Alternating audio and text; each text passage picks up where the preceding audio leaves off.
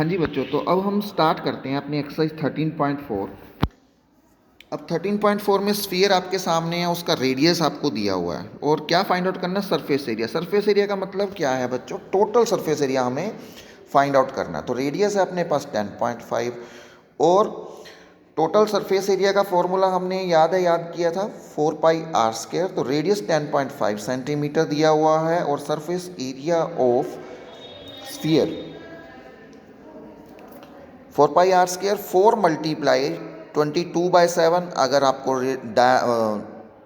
पाई की वैल्यू जो है 22/7 दी हुई है, 3.14 दी हुई है, वो आपको यूज़ करनी है। 4 मल्टीप्लाई 22/7, तो रेडियस है 10.5 मल्टीप्लाई 10.5। इसका डेसिमल हम हटाएंगे तो डिनोमिनेटर में 10 आ जाएगा और इसको हम कैंसल आउट कर सकते हैं 7 के टेबल पे। 7 7 7 × 7 7 5 × 135। इसको कैंसल आउट आपने हमेशा अपने ही हिसाब से खुद करना है। ये कैंसिल करने के बाद अपने पास आंसर आ जाता है 22 मल्टीप्लाई 63। 21 और 3 की मल्टीप्लिकेशन जो है वो 63 हो जाएगी और अपना आंसर आ जाएगा 1386 सेंटीमीटर स्क्वायर। तो नेक्स्ट में रेडियस जो है 5.6 दिया हुआ है, बिल्कुल सेम उसी तरह से। सरफेस एरिया फिर 4πr², 22/7, 56 है तो 56/10 हुआ है वहाँ पे। और कैंसल आउट करने के बाद आपके पास आंसर जो है वो आ जाएगा, यहाँ पे हो गया 88। 22 और 4 की मल्टीप्लिकेशन करके, तो यहाँ नीचे डिनोमिनेटर में 10 से 10 मल्टीप्लाई करके 100 रह जाता है और 394.24 सेंटीमीटर स्क्वायर सेकंड पार्ट का आंसर आता है। बिल्कुल सेम ऐसे आपने थर्ड पार्ट में कर लेना। 4 मल्टीप्लाई 22/7, 14 14 जो है रेडियस है, सिंपली कैंसिल हो जाएगा। तो इधर क्या आएगा 88, 22 और 4 की मल्टीप्लाई और 28 से मल्टीप्लाई, और यहाँ पे ये क्वेश्चन कंप्लीट हुआ। और क्वेश्चन नंबर 2 में find the surface area of sphere, जिसका डायमीटर दिया हुआ है। फिर से हमें सरफेस एरिया निकालना है, लेकिन यहाँ पे डायमीटर दिया हुआ और पाई की वैल्यू 3.14 दी हुई है। तो डायमीटर दिया हुआ तो हम रेडियस निकालेंगे। डायमीटर देखिए यहाँ पे 14 सेंटीमीटर दिया हुआ है, ठीक है जी।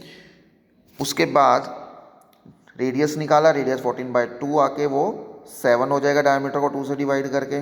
फिर वही हमने फॉर्मूला अप्लाई करना है। तो टोटल सरफेस एरिया, स्फीयर का एरिया क्या होता है, total surface area of sphere 4πr²। तो 4 मल्टीप्लाई 22/7 और 7 मल्टीप्लाई 7। तो ये कैंसल आउट होने के बाद आपके पास 616 सेंटीमीटर स्क्वायर आ गया। फर्स्ट पार्ट का आंसर इस तरह से। आप सेकंड पार्ट कर सकते हैं। डायमीटर 21 दिया हुआ है तो रेडियस कितना हो जाएगा, 21/2 होने वाला है। तो रेडियस हो गया जी यहाँ पे आपके पास 21/2 और आपका आंसर 4 मल्टीप्लाई 10.5 10.5 का डेसिमल हटा के 10 10 आएगा नीचे, ठीक है। इसको कैंसिल आउट कर लेते हैं।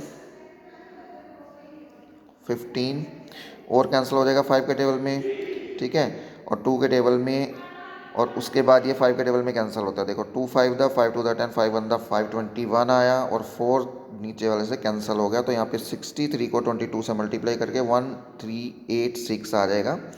उसके बाद थर्ड पार्ट है, डायमीटर दिया हुआ, रेडियस फाइंड आउट किया आपने, और स्फीयर का जो है total surface area of sphere जो है वो आपके पास आ जाता है। कैंसिल आउट करेंगे जैसे पहले आप कैंसिल करते आ रहे हैं, 11 एंड दोनों 5 के टेबल में कैंसिल हो रहे हैं तो उसको भी कैंसिल कर सकते हैं। नीचे 10 आ जाएगा। 38.5 सेंटीमीटर स्क्वायर जो है आपका आंसर आ जाएगा इसमें, 38.5। देखते हैं नेक्स्ट थर्ड क्वेश्चन। अब थर्ड क्वेश्चन में क्या है, total surface area of hemisphere find out करना है। देखिए तो हेमिस्फीयर क्या है, जो आपके घर में बाउल है, जो अभी हमने वीडियो में देखा भी है, तो इसका दिया हुआ है 4πr², ठीक है जी। और अगर हम इसको बीच में से कट कर देते हैं तो 4πr² था ना, तो आधा आधा हो जाएगा 2πr²। तो यहाँ पे ये बाउल आ गया, ठीक है। इसका ऊपर वाला सर्कल हमने अभी काउंट नहीं किया, उसमें करेंगे तो यूज़, तो वो हो जाएगा 3πr²। वो टोटल हो जाएगा फिर ऊपर वाला सर्कल और नीचे वाला सर्कल, 3πr² हो गया टोटल सरफेस एरिया। अब हमें total surface area find out करने के लिए उसने बोला हुआ है, तो रेडियस है अपने पास 10, तो तो total surface area of sphere, hemisphere में क्या होगा 3πr², ठीक है। तो 3 मल्टीप्लाई पाई के प्लेस पर 3.14 आएगा और रेडियस जो है अपने पास 10 मल्टीप्लाई 10 आने वाली है। तो इजीली इसका आंसर आप निकाल सकते हैं। अगर हम डेसिमल हटाएंगे 10 से 10 कैंसिल हो जाएगा और 3 को 314 से मल्टीप्लाई करके आंसर आ जाएगा। अब ये फोर्थ क्वेश्चन है जिसमें 2 स्फीयर आपको दिखाए हुए हैं बैलून टाइप, 2 स्फीयर हैं और उनकी हमें रेशो फाइंड आउट करनी है टोटल सरफेस एरिया की। और इसका दोनों का रेडियस, एक का 7 है और एक का 14 है। तो हम दोनों का पहले क्या करेंगे, एक छोटे वाला स्फीयर और एक बड़े वाला स्फीयर है, एक के लिए स्मॉल आर हो जाएगा रेडियस, दूसरे के लिए कैपिटल आर हो जाएगा। तो पहले हम इसका करते हैं, सरफेस एरिया निकालते हैं इसका स्मॉल बैलून के लिए। फॉर स्मॉल बैलून इसमें रेडियस है अपने पास 7 और इसका सरफेस एरिया क्या हो जाएगा और स्मॉल बैलून कितना हो जाएगा जी 4πr²। तो आने ही वाला। आप इसको एज इट इज़ ऐसे भी रखते हैं, 4π लगाने की बेशक ना भी लगाएं, 22/7 यहाँ सोल्व भी कर सकते हैं आप। सोल्व करके आंसर करके फिर हमने रेशो ही निकालनी है, ठीक है। इसमें कोई प्रॉब्लम नहीं है, 7 से 7 कैंसिल होकर जो भी आंसर आता है इसको ऐसे 4πr ऐसे भी आप एज इट इज़ रख सकते हैं, इससे कोई भी, क्योंकि 4π से 4π कैंसिल होने वाला है लास्ट में रेशो में। फिर अब हम करते हैं बैलून जो बड़े वाला है, बिग बैलून के लिए बड़े वाला आर आएगा रेडियस। तो सरफेस एरिया का फॉर्मूला तो वही रहने वाला है 4πr²। तो 4πr², 4π इंटू 14 मल्टीप्लाई 14। अब हम रेडियस हमने कंपेयर कर लिया, अब हम रेशो इनकी निकालेंगे। तो ये क्या हो जाएगा 4π, आप इसको बाय बिग बैलून आ जाएगा यहाँ पे, मतलब 4π 7 7 और 4π 14 14 आ जाएगा। 4π से 4π यहाँ पे कैंसिल हो गया। और अभी आपको दूसरे मेथड से भी मैं यहाँ करके दिखाऊंगा आपको। तो ये हो जाएगा 1/4, रेशो आ गई अपने पास 1/4।